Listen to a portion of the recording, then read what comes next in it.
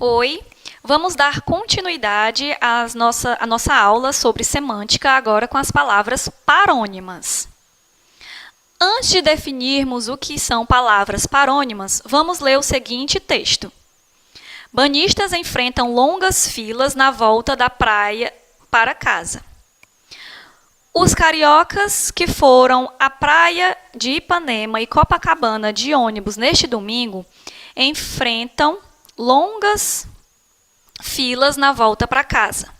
Nos pontos de ônibus da Avenida Nossa Senhora de Copacabana, as filas chegam a 100 metros de comprimento, mas a situação é tranquila.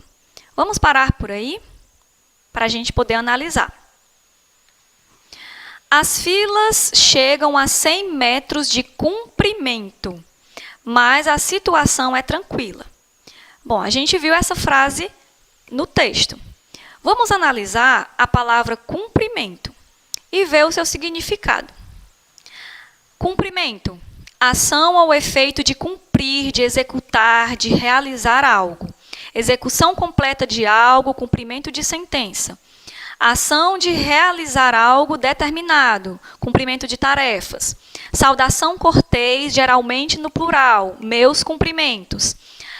Palavras elogiosas ou afetuosas dirigidas a alguém para felicitar essa pessoa. Apresentar cumprimentos. Consideração demonstrada a alguém através da inclinação com a cabeça. De acordo com o significado, a palavra cumprimento, ela está adequada ao contexto? Vamos agora ver a palavra comprimento. São palavras parecidas, mas elas apresentam significados diferentes. Comprimento, dimensão que vai de uma extremidade à outra. Tamanho, que se refere ao tamanho de um objeto, de uma superfície, tamanho de alguma coisa, medido de uma extremidade à outra. Altura, comprimento de um terreno, duração, extensão de tempo, comprimento da fala. Então, observe que há dois significados, um para cumprimento e outro para comprimento. Qual das palavras se encaixaria melhor ao contexto da notícia? As filas chegam a 100 metros de comprimento. Observe que aqui a gente está falando do tamanho da fila. Então, a palavra que mais se encaixaria ao contexto é comprimento. As palavras comprimento e cumprimento são parecidas, tanto na forma de escrever, quanto na forma de falar, mas têm significados diferentes. Elas são, portanto, chamadas de palavras parônimas. Observe que na escrita, o que vai modificar é o O e o U. E isso vai ocasionar também uma fonética diferente, comprimento e cumprimento.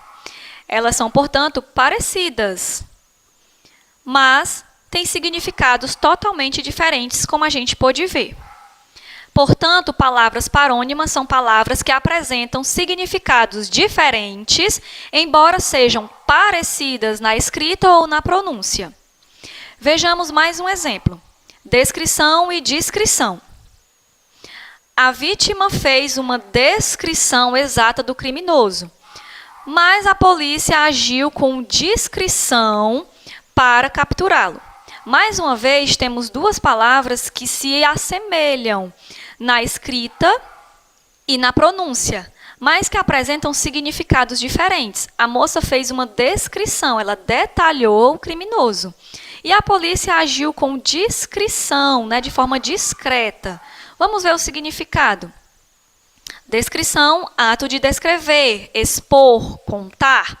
Discrição, qualidade de quem é discreto, reserva, prudência.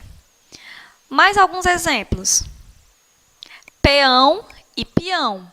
Observem que aqui também eu tenho uma semelhança na pronúncia de peão e peão. E uma semelhança também na escrita, mas os significados são diferentes.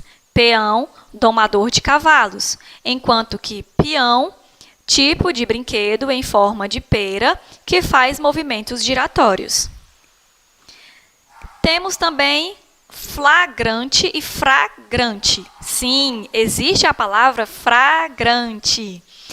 A palavra flagrante é algo que está evidente, algo que foi manifesto, que é observado ou surpreendido. Agora, a palavra fragrante tem a ver com algo perfumado, aromático, com fragrância, com perfume. Soar e suar. Muitas vezes, a gente comete alguns errinhos na hora de pronunciar essas duas palavras. Soar vem de som, soar, som, produzir som. Suar vem de transpirar. Então, quando o sino da igreja toca, o sino soa. E quando você está com muito calor, você sua e não soa, ok? Uma dica muito importante para a gente diferenciar palavras homônimas de palavras parônimas. A homonímia, ela tem a ver com a igualdade e a paronímia tem a ver com semelhança. Então, quando você ver palavras que elas têm alguma coisa, algum aspecto igual na escrita, na pronúncia, ou nos dois, elas são homônimas. Agora, se você se deparar com palavras em que elas apenas se parecem, ou seja, são semelhantes na escrita e na pronúncia, a gente vai ter palavras parônimas, ok?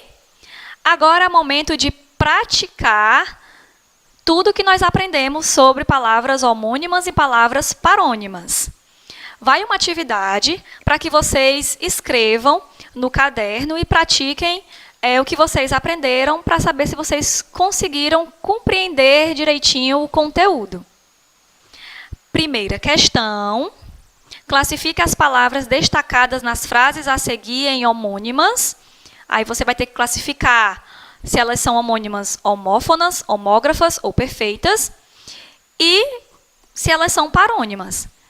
Colocando a resposta, você vai justificar por que você colocou que elas são homônimas homófonas, por exemplo. Ok? Segunda questão. Levando em consideração o contexto atribuído pelos enunciados, empregue corretamente um dos termos propostos pelas alternativas entre parênteses. Então, você vai ver o sentido, né, o contexto da frase e vai empregar uma das palavras que estão entre parênteses. A terceira, assinale o item em que a palavra destacada está incorretamente aplicada. No caso, a gente não tem um destaque, mas vocês vão observar aí as palavras, por exemplo, ramalhete, infringiu, a outra nós temos dilatando, e no item D, cumprimentos, ok? Então, é hora de dar tchau, e eu espero que vocês tenham entendido o conteúdo, e até a nossa próxima aula. Beijos da tia Emily. Tchau, tchau.